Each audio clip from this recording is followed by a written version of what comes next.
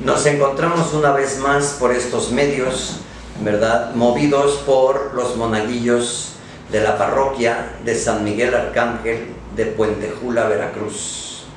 Siendo hoy el domingo 3 de octubre, mes del Rosario del año 2021, reflexionando la semana 27ª del tiempo ordinario de la liturgia de la Iglesia del ciclo B. Bien, es una continuación indudablemente del Evangelio de San Marcos, que hoy nos va a tratar en un tema fundamental, diría yo, central, de la doctrina central del Evangelio de San Marcos, precisamente para ubicarnos en todo lo que es la obra de Jesucristo y la restauración realmente de la criatura que fue dañada por el pecado original.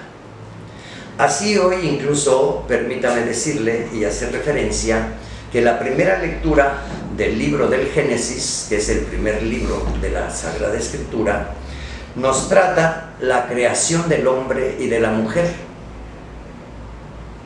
Va a ir la intención, todo esto dirigido a lo que es el matrimonio y la creación del hombre y de la mujer. Dice que cuando Dios hizo a Adán, el mismo Dios se preguntaba o se decía en una observación: no es bueno que el hombre esté solo. Vaya, qué afirmación trae esta escritura. ¿Por qué no es bueno que el hombre esté solo? Esto lo digo porque hoy en día hay mucha gente solitaria o que incluso se siente sola o peor tantito, abandonada. Y eso definitivamente desquebraja un poco lo que fue la intención de la creación de Dios. ¿Por qué el hombre no puede estar solo? No es bueno, puede estar, pero no es bueno que esté solo. No solamente porque se deprime su naturaleza, es que la naturaleza del hombre, a imagen y semejanza de la de Dios, es amor. Y si el hombre no tiene una capacidad donde desenvolver su naturaleza de amor, a imagen y semejanza de la de Dios, evidentemente se queda encerrado, se queda, diríamos, en un egoísmo, y todo ismo es como una violencia interior que destruye al hombre.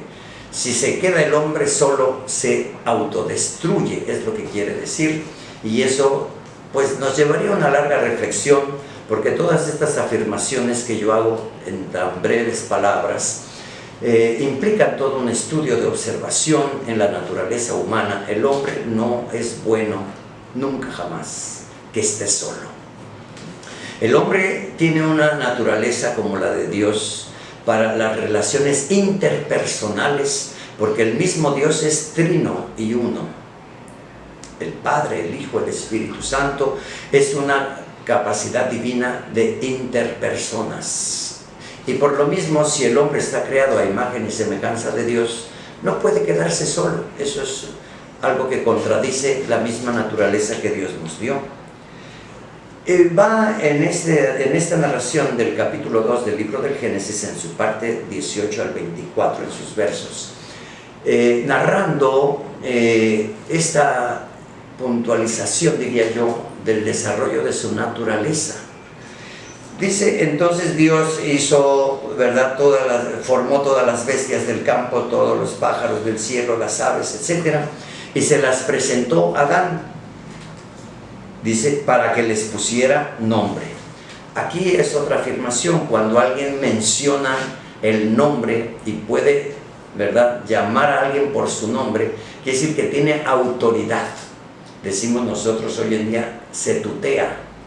Pero en el caso de los animales es que Dios le da la capacidad al hombre de dominar toda la creación. Ese es en síntesis, diría yo, lo que nos está narrando. Dios le dio al hombre una naturaleza y un poder y una autoridad sobre todas las cosas. Esto, permítame hacer una observación. ¿Cuántas gentes le atribuyen, ¿verdad?, poderes incluso divinos o mágicos a las cosas, a las piedras, a las plantas, a ciertos animales? ¿Verdad? Hablamos del cuarzo, hablamos de la piedra alumbre, hablamos de muchas cosas, ¿no? Y les dan cierto poder incluso divino. otros pues que el ajo, que el chile ancho, en fin, como si fueran pequeños dioses más fuertes que nosotros. Eso es una contradicción a todo lo que estamos oyendo en la Sagrada Escritura. No hay nada superior al hombre. El hombre es el ser superior sobre todas las cosas y puede usarlas y puede dominarlas, controlarlas, estudiarlas, investigarlas en su naturaleza, aprovechar sus riquezas, etc. Todo está puesto al servicio del hombre, pero no el hombre al servicio de un ajo macho, de un listón rojo, de una hierba, de una piedra, o a lo mejor hasta de los astros, ¿verdad? Como lo escuchamos en la antigüedad, las famosas mitologías, que hasta la fecha mucha gente se deja influir con esas ideas, ¿verdad?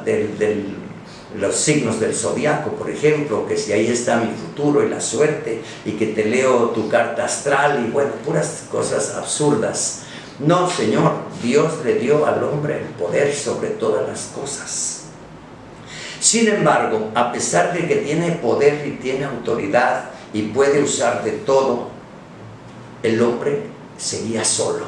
No había nadie semejante a él para ayudarle. Aquí, esta palabra que en la otra narración nos dice, hagamos al hombre una compañía. No es solamente hacerle una compañera para que no esté solo, ¿verdad? Que eso sería muy literal, tratar de entender la Escritura de esa manera. No, es una compañía. Una compañía es una empresa. Es la empresa del amor, es la empresa de una naturaleza que va en desarrollo y que es creadora como Dios, ¿verdad? Como una empresa que desarrolla toda una capacidad, ¿verdad? Para hacer todo un futuro cada vez mejor. El hombre y la mujer como una empresa de amor y de vida que puede incluso crecer y dominar. Realmente estas palabras que con mucha facilidad olvidamos y que hoy casi queremos quitarlas de la Biblia, ¿verdad? Para desfigurar un poco la naturaleza que Dios nos dio. Dice pues que le presentó, hizo aquí una narración muy sencilla, muy antropomórfica, se dice, ¿verdad?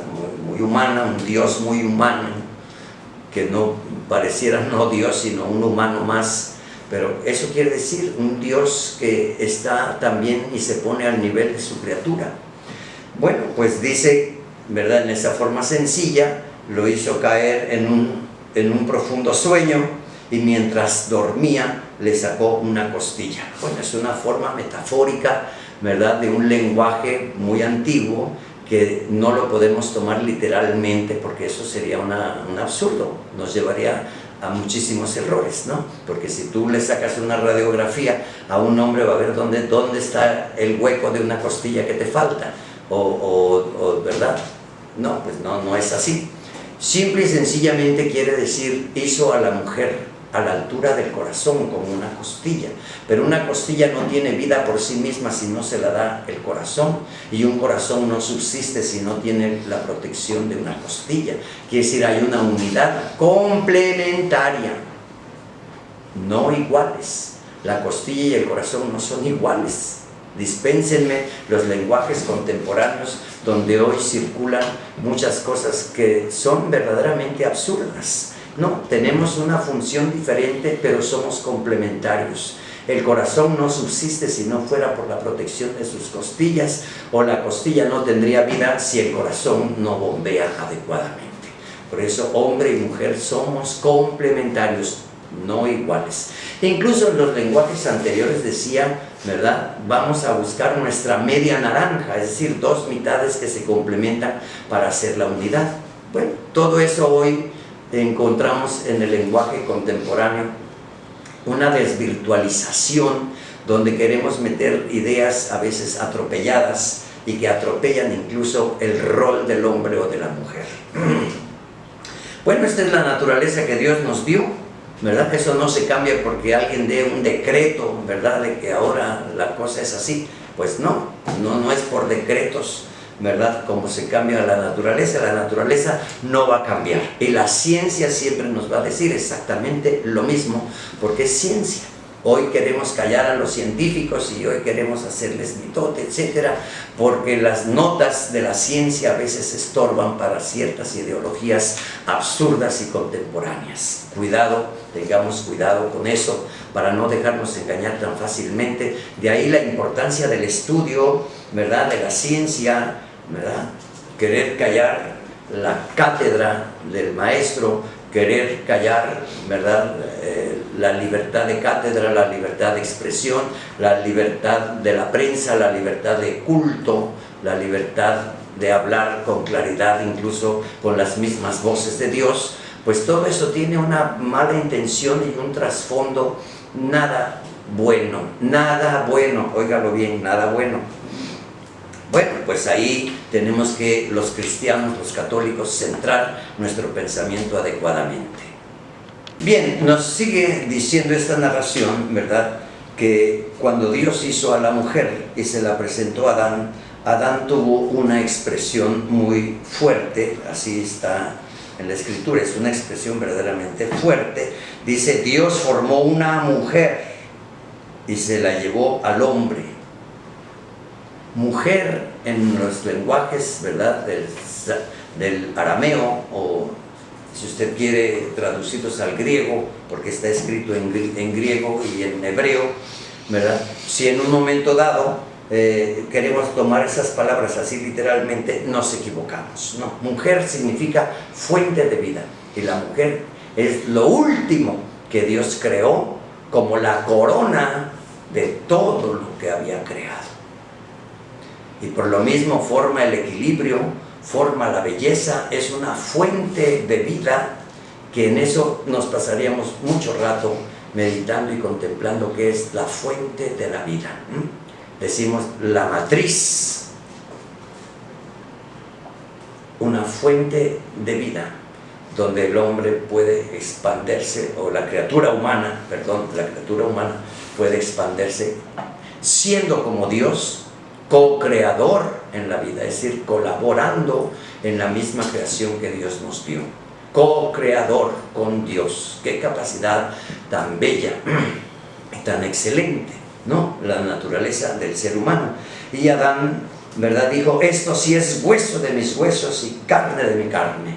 Es decir, entra en los ámbitos de la alegría y del entusiasmo, ¿verdad?, al reconocer a la mujer que fue formada del hombre. Bueno, ahí hay que meditar muchas otras cosas, ¿no?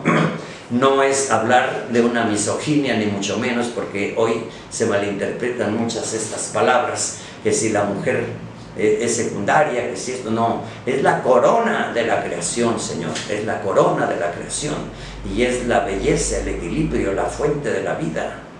No es secundaria, al contrario, es realmente extraordinaria, y por eso hay que cuidar a la mujer, y hay que cuidar como fuente de vida, que es también del hijo que trae en el vientre, o incluso de cada uno de los hijos que ya haya dado a luz.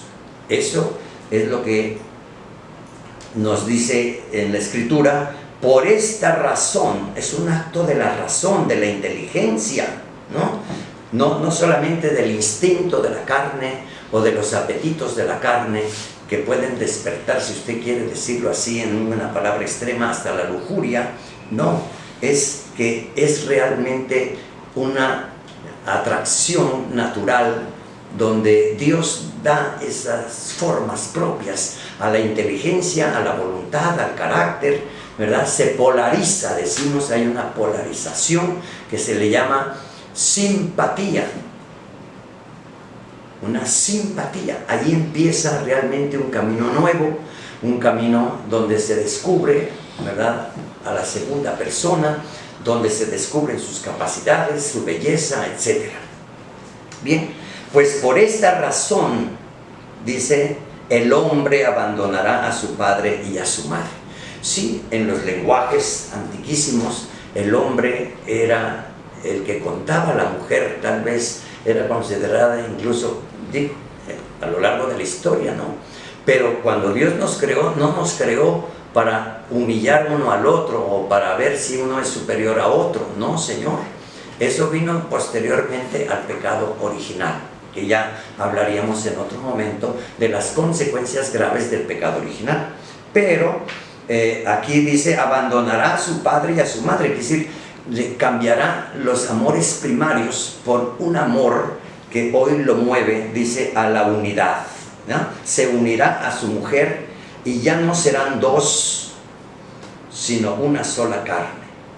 De dos, una sola carne. Y termina diciendo, lo que Dios ha unido, nunca jamás lo separe el hombre. Una naturaleza tan maravillosa, nos diría la carta a los hebreos hoy, pero que es inferior, un poco inferior a la naturaleza de los ángeles. Si hemos estado hablando de los ángeles también con motivo de la fiesta de San Miguel, Gabriel y Rafael arcángeles, ¿no? Y ayer 2 de octubre los santos ángeles custodios. Bueno, pues los ángeles son muy superiores al hombre, ¿verdad? Y dice, los hizo un poco inferior al hombre. ¿Y cómo será la naturaleza del hombre? Que el mismo Dios quiso hacerse hombre, y viendo que el hombre vivía subyugado por la envidia del diablo y por sus propias miserias de una naturaleza dañada por el pecado, entonces Dios toma un plan de redención. Eso es lo que nos vamos a centrar ahora, el plan de la redención, de la reestructuración de la naturaleza que Dios nos dio al principio y que quedó dañada por el pecado. Pues el mismo Dios se hizo hombre, ¿verdad? Por un tiempo, dice la carta a los hebreos, Dios hizo inferior a los ángeles a Jesús.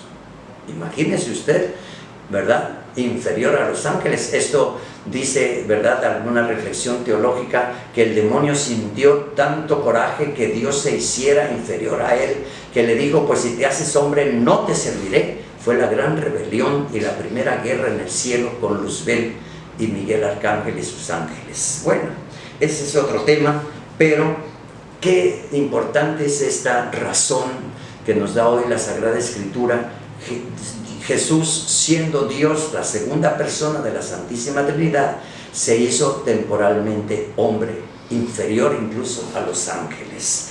Dice, eso es para la gracia de Dios, la muerte que Él sufrió redunda en bien de todos. Era necesario que Dios mismo, hecho hombre, venga a hacernos partícipes de toda su fuerza, de toda su gracia, de todo su poder, y por su misericordia redimirlo y retornarlo a la naturaleza original. Bien, el Evangelio de San Marcos, en el capítulo 10, del verso 2 en adelante, nos dice que vinieron unos fariseos para preguntarle a Jesús una pregunta, dice aquí, para ponerlo a prueba.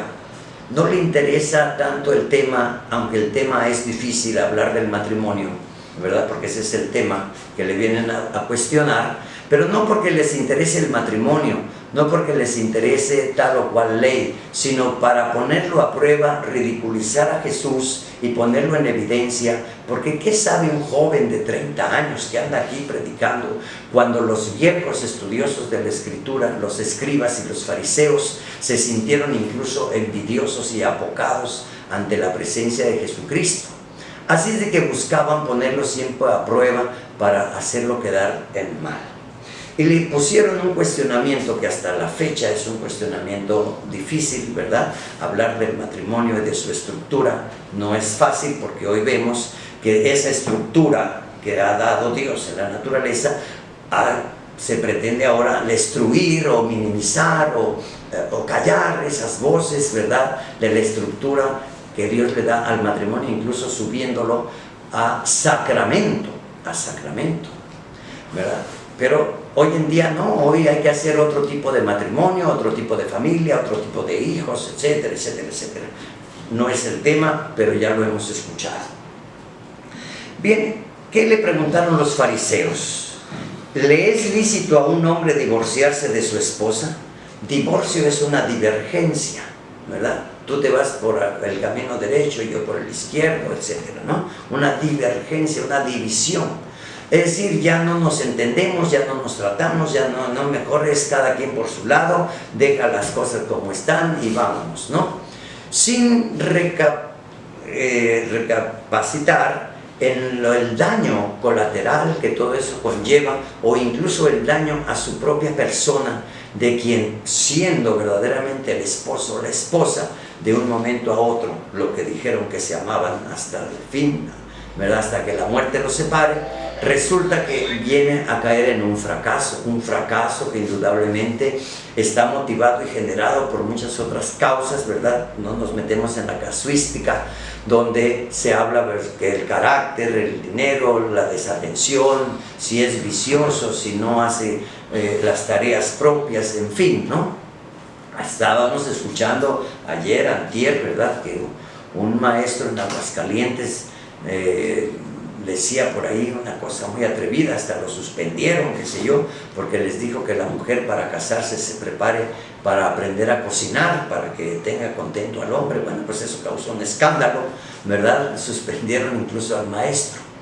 Pero independientemente de eso, ¿verdad?, porque lo trataron de misógino y qué sé yo, en fin, hay que decir las cosas con mayor claridad y, bueno, con mejor entendimiento, con mejores argumentos, ciertamente, de lo que significa prepararnos para el matrimonio. Ninguna preparación quedaría completa, porque muchos dicen, no, bueno, que haya buen entendimiento, que haya buena comunicación, que haya un adecuado acoplamiento entre el hombre y la mujer, ¿verdad?, que lleven cada quien un rol de trabajo, si se ponen de acuerdo a hacer las dos cosas juntas, en fin, no sé, tú te vas a trabajar y yo me quedo en casa con los hijos, o los dos trabajamos y traemos una sirvienta, o metemos al hijo a una guardería, nos desentendemos un poco de eso, ¿verdad? Y lo importante es traer el dinero, tener comodidades, qué sé yo. Bueno, hay otros tipos de valores que tampoco los vamos a discutir, pero que cada quien los debe de pensar cuidadosamente. Porque la naturaleza del matrimonio no es para un rato, no es para 2, 5 o 10 años, sino es para toda la vida, hasta que la muerte te separe. Entonces sí, tiene uno que ser previsor. Voy a sobrellevar una vida hasta que la muerte me separe, o de repente me sale, ¿verdad?, ese impulso, ese instinto a veces, ¿verdad?, de alegato, de superioridad, de reclamo de derechos y deberes y obligaciones, en fin, legalistas. Bueno, pues hay que ver hasta dónde está la naturaleza del amor bien perfilada y adecuada, porque el que ama, pues es capaz de sobrellevar incluso las deficiencias del esposo o de la esposa, ¿no?, por amor. Claro, hay que enseñarnos, hay que cuidarnos, hay que irnos corrigiendo, hay que irnos superando, bueno, pero el superarnos no se logra con un divorcio. Claro, cuando hay infidelidad, que son dolores tremendos al alma, al corazón, decimos, ¿verdad?, o vicios, o qué sé yo, bueno, pues no está capacitado para el matrimonio. Y muchas veces observamos todos estos desquebrajos que hoy sufre la sociedad. ¿Le es lícito a un hombre divorciarse de su esposa o a la esposa del marido? Y dice, nuestro Señor Jesucristo propone una pregunta: ¿qué les prescribió Moisés? Habla de Moisés porque Dios le dio las leyes a Moisés, y porque Moisés gobernó al pueblo durante 40 años en el desierto.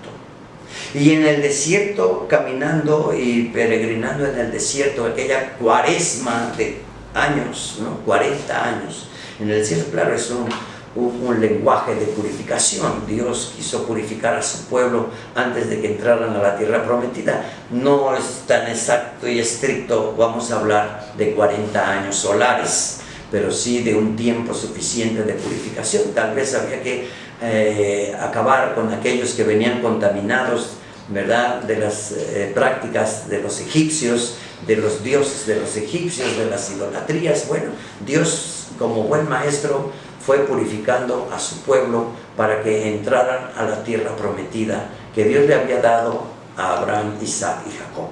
Había que regresarlos. Esa es la tierra que Dios les dio. Bueno, pues todo eso tiene un lenguaje y un trasfondo importante. Dice, ¿qué les prescribió Moisés? Ellos le dijeron, Moisés prescribió que que se le entregara un acta de divorcio a la esposa. Mira, el hombre sobre la mujer. Claro que eso son lenguajes propios de aquel entonces, porque el hombre hasta la fecha, en muchos lugares, ¿verdad?, del Asia, ¿verdad?, lo vemos en los musulmanes o en muchas otras culturas, ¿verdad?, pues la mujer es como una propiedad del hombre, no es una persona al 100%, sino una propiedad. Claro, son formas de pensamiento, ideologías, o llámele como usted guste, pero definitivamente equívocas. Y aquí viene la corrección que da Jesucristo, ¿verdad? ¿Qué les prescribió Moisés? Bueno, pues ahí en el desierto caminando tal vez había un poco de promiscuidad, o qué sé yo, el pleito, el disgusto entre los esposos y el escándalo para los hijos que traían, ¿verdad? El dolor para los padres de ellos, en fin.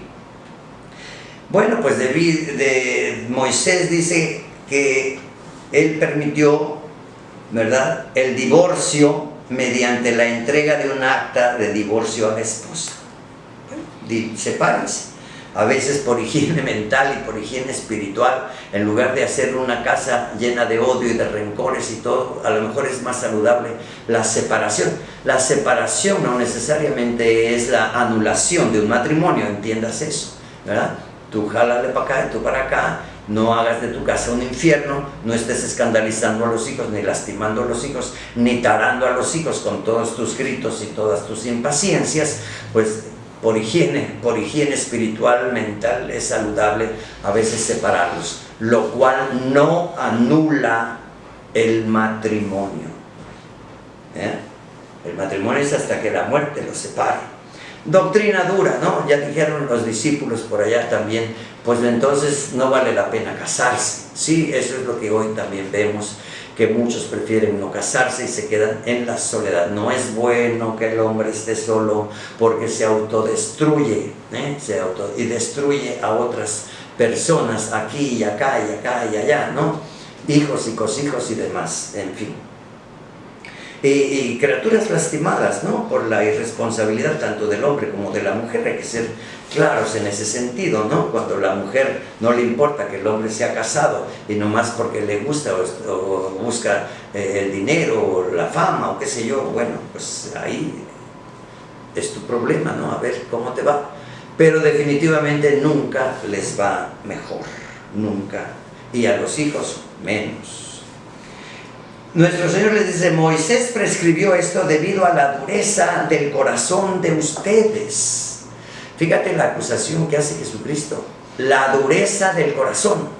Quiere decir que el corazón se ha hecho una piedra, que ya no ama, que ya no es sensible, que ya no sabe perdonar, que no sabe tomar una empresa para formar algo mejor en el futuro, para hacer crecer la empresa del amor. No, hay una dureza, una cerrazón, un egoísmo, ¿no? Mejor no me hables, mejor vete, mejor no te contesto, en fin, castigarnos hasta con el mutismo.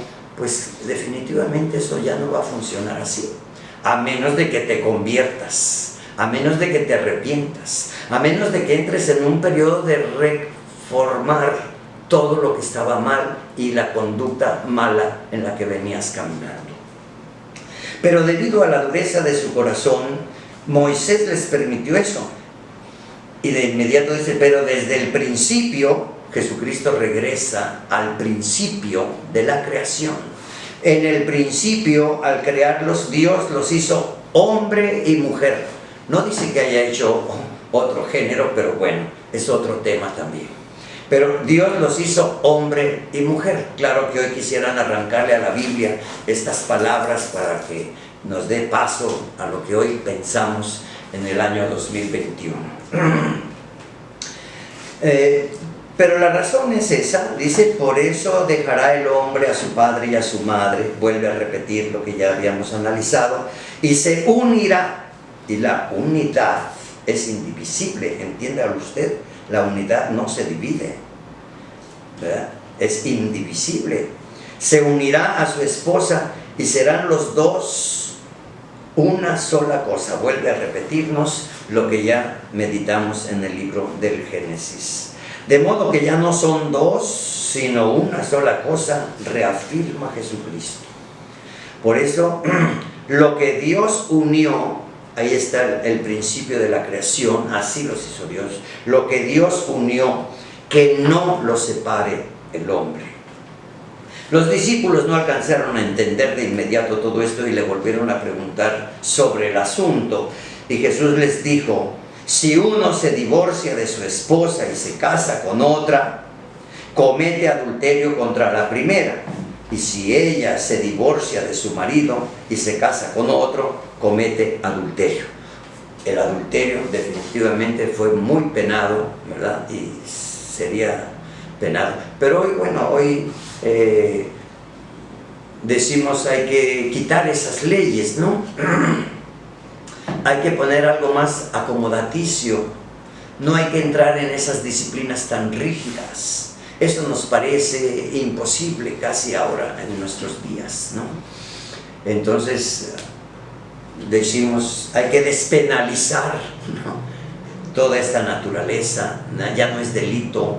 Hoy en día lo vemos como una práctica casi común, penosamente, porque la familia es la que se está diluyendo, la familia es la que se está destruyendo, la sociedad no tiene un mejor vigor, un mejor alcance, lo vamos llevando por la tecnología o por cosas legales y frías. Veremos las estructuras, pero la estructura es fría, como en un edificio, la obra negra, las varillas o las traves de acero, qué sé yo, ¿verdad? La obra negra, pero es como el esqueleto, huesos sin vida, carne seca sin vida. ¿Dónde está la vida? En el amor, en el vigor de la vida. Pero si eso se ha secado, ¿verdad?, es una ruina. Todo eso se va a hacer una ruina, una casa que no está bien cimentada sobre roca firme, nos dirá también el Evangelio de San Mateo, ¿verdad? Pues todo eso se viene a menos, ¿no? Cuando vengan las fuerzas contrarias, todo eso no vas a soportar la vida, no la vas a soportar, porque no cimientas tu vida sobre roca firme, y eso hace alusión a que debes cimentar tu vida en Dios. En Cristo es la roca firme en donde debe crecer el matrimonio y el amor. Si no estamos en Dios, todo es una ruina. Digo, para decirlo en pocas palabras, ¿verdad?, y no hacer tan largo este video, pero lo importante es entender esta doctrina. Si tú no fincas tu vida y tu matrimonio en Dios, todo lo demás es una ruina, es huesos secos, como diría Ezequiel, ¿verdad?, en el capítulo 34, 35, ¿verdad? Huesos secos, sin vida, sin espíritu, sin el aliento de Dios, sin la fuerza de Dios, cuando Dios en su creación se esmeró en darle al hombre toda la capacidad. Niega uno a sí mismo la capacidad. Pues ya no serán dos. Lo que Dios ha unido, que no lo separe el hombre. Bien, si uno se divorcia, ¿verdad?, él o ella comete adulterio, que es penado, ahora despenalizado. Hoy vive como puedas. Queridos hermanos, qué error contradecir la creación de Dios. ¿Y por qué Dios dijo todo esto? El por qué es lo que nos debe de importar. No es una ley fría, impositiva, que a veces pensamos que Dios es riguroso, o que ahora los voceros de Dios, el Papa, los obispos, quieren meternos una doctrina rigurosa. No, di por qué. ¿Por qué Dios hizo esto? La razón fundamental, para no alegar tonterías, porque queremos alegar en derechos, obligaciones y deberes, a veces en una forma como los fariseos. Bien. Después de todo esto, la gente le llevó a Jesús unos niños para que los tocara. ¿Por qué la gente está preocupada por sus niños? Porque están sufriendo, porque falta el amor en nuestras casas, porque están relegados, porque no los escuchamos, porque no los educamos correctamente, porque son demasiado guerrosos, latosos, inquietos, porque hoy a lo mejor sufren hasta pesadillas que los atormentan. Todo esto lo hemos visto a lo largo de la historia de la humanidad. ¿Por qué la gente le trajo a Jesús a los niños para que los tocara? Es que la mano de Jesús los detiene, es que la mano de Jesús, como signo de poder, los restablece. Incluso desde la niñez hay que darles una fuerza nueva Pues yo creo que hoy tenemos que meditar mucho de todo eso, ¿eh? Hay que darles nueva fuerza, nueva vida, nueva visión, una cultura que los forme, no una cultura en ideologías como se pretende, sino una cultura más humana en el amor y en la unidad de Dios.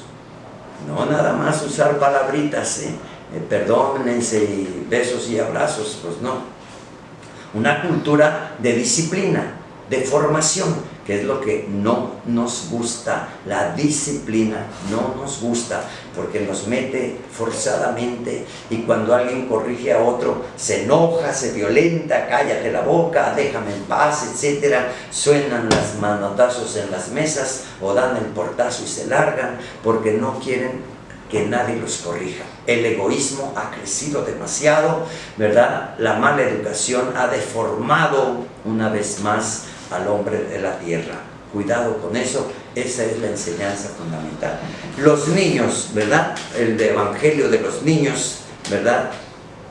Cuando los apóstoles querían impedir que los niños se acercaran, ¿verdad? Y empezaron a reprender a la gente, nuestro Señor Jesucristo se disgustó. Hoy qué verbo, ¿no? Se disgustó, el enojo, la inconformidad de Jesucristo. Dejen que los niños se acerquen a mí, no se lo impidan, porque de ellos es el reino de Dios. Queridos hermanos, hoy se impide el nacimiento de los niños. Hoy atentamos contra los niños. Hoy abandonamos a los niños. Hoy nos divorciamos y no nos importan los niños. Hoy les damos cualquier embarrada de educación y no los cultivamos. No hacemos cultura, cultivo, para hacer florecer vidas nuevas, inteligencias luminosas. No hacemos nada de eso, todo lo contrario. Cuando impedimos que los niños vengan a Jesús, cometemos un crimen abominable. Óigalo bien, así lo declara también la Escritura.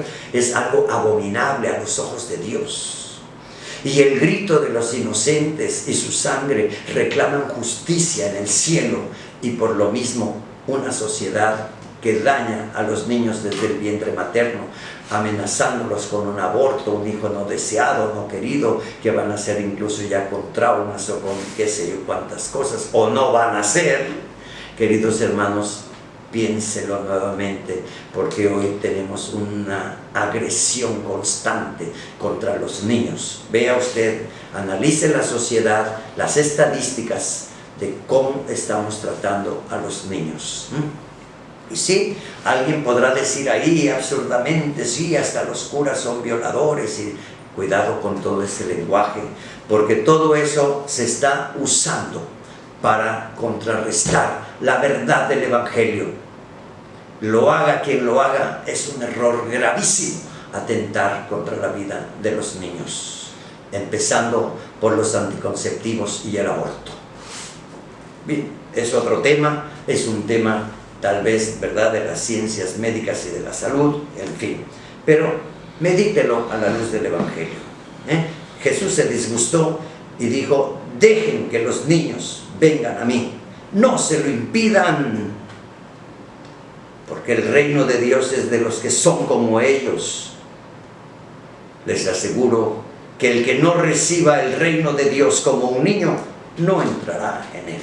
Jesús los abrazó, los bendijo, ¿verdad? Les impuso las manos, les dio todo, como si se hubiera volcado Jesús para renovar la vida de la nueva generación. Hay que formar una nueva generación con niños en los brazos de Jesús. Queridos hermanos, si en alguien es experta en esta tarea, es la Santísima Virgen María. No se diga la Virgen de Guadalupe, mujer embarazada que nos trae al Salvador del mundo. ¿Qué es un embarazo? Contempla la estampa, ¿verdad?, de la Virgen de Guadalupe, mujer encinta, mujer embarazada. ¿Cuánto tenemos que decir y cuánto tenemos que reflexionar nosotros, los mexicanos en primer lugar, y pensarlo y enseñarlo al mundo entero? Que el Señor les bendiga. Nos seguimos viendo por este mismo medio dentro de 8 días. No se le olvide compartir esta enseñanza y llevarla a muchas otras personas. Sea usted catequista, repito, como cada 8 días, catequista desde su celular, su tablet o su computadora, compartiendo esta enseñanza. Dele like, ¿verdad? Toque la campana, reciba oportunamente el mensaje. El Señor les bendiga en el nombre del Padre, del Hijo y del Espíritu Santo. Amén. Y quiero agradecer también por este medio a todas las personas que nos favorecen, ¿verdad?, con sus apoyos también económicos. Dios les bendiga, porque la evangelización también requiere de todo esto para sostener, ¿verdad?, el internet, el YouTube, las cámaras, qué sé yo, pues todo eso cuesta, ni modo, ¿verdad? Estamos en una democracia, oiga usted, y hay que compartir.